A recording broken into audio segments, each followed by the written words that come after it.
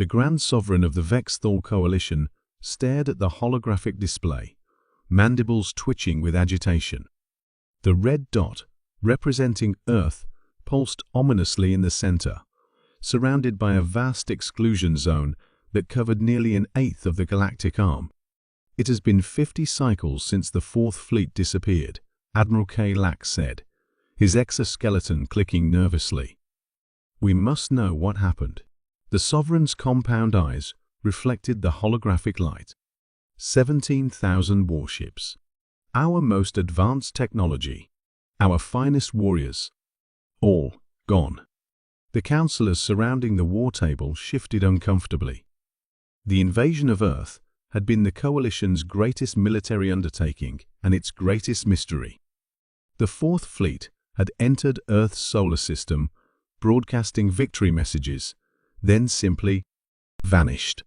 No distress calls, no retreat, no debris, nothing. "The humans are a primitive species," Science Director Vril reminded them, her voice synthesizer humming with doubt. "Our scans showed limited spacefaring capability, projectile weapons, and nuclear fission. They couldn't possibly have destroyed our fleet. Yet they are no longer there," the Sovereign hissed. "And we are." Commander Maya Rodriguez adjusted the sensitivity on the quantum array, tracking the cloaked alien probe that hovered just beyond Neptune's orbit. Earth Defense Force headquarters hummed with quiet efficiency around her.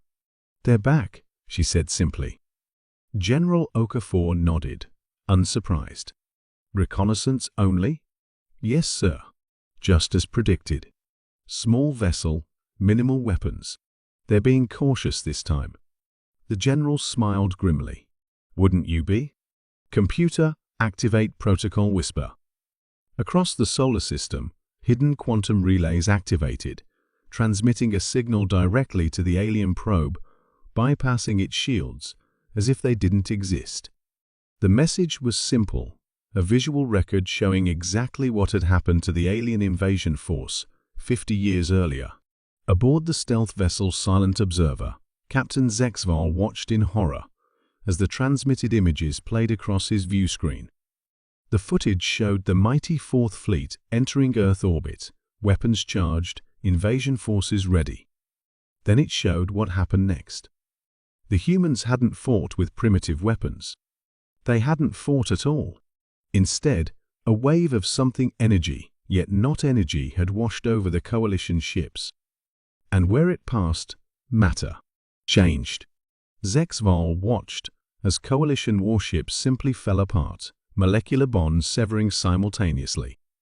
Others imploded, collapsing into impossibly dense points of light before vanishing. Some simply transformed, their alloys reconfiguring into inert elements. The final image was perhaps the most terrifying, a human woman in a simple uniform, standing before a camera. She spoke calmly. "We could have killed them all. We chose not to. Many are contained in stasis.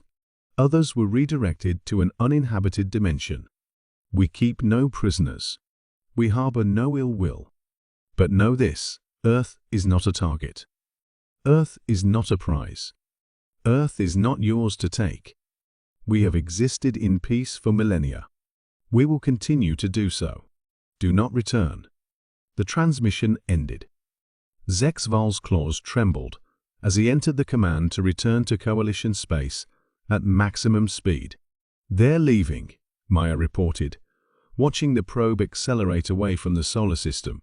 General Okafor nodded. "Good. Let's hope they understand this time." Maya's eyes drifted to the quantum containment field in the center of the command center. Inside, suspended in a state between existence and non-existence, floated a fragment of alien metal, all that remained of 17,000 warships. "Sir," she asked quietly, "what would have happened if we hadn't developed quantum manipulation when they attacked?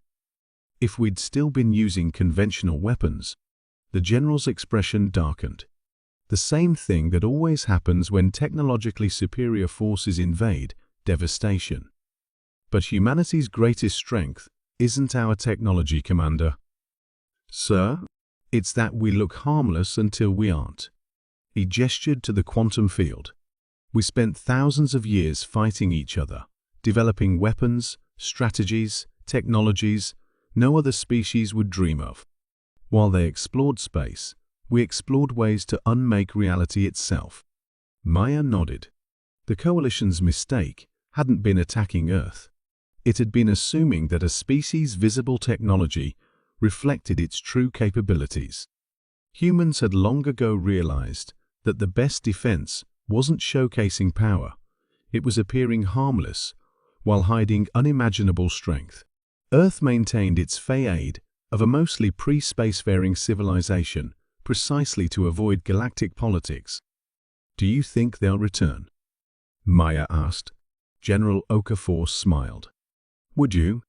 In the vast darkness of space, a terrified alien captain raced home with a simple message. The humans don't fight wars. They simply end them. And that was why no one invaded Earth twice.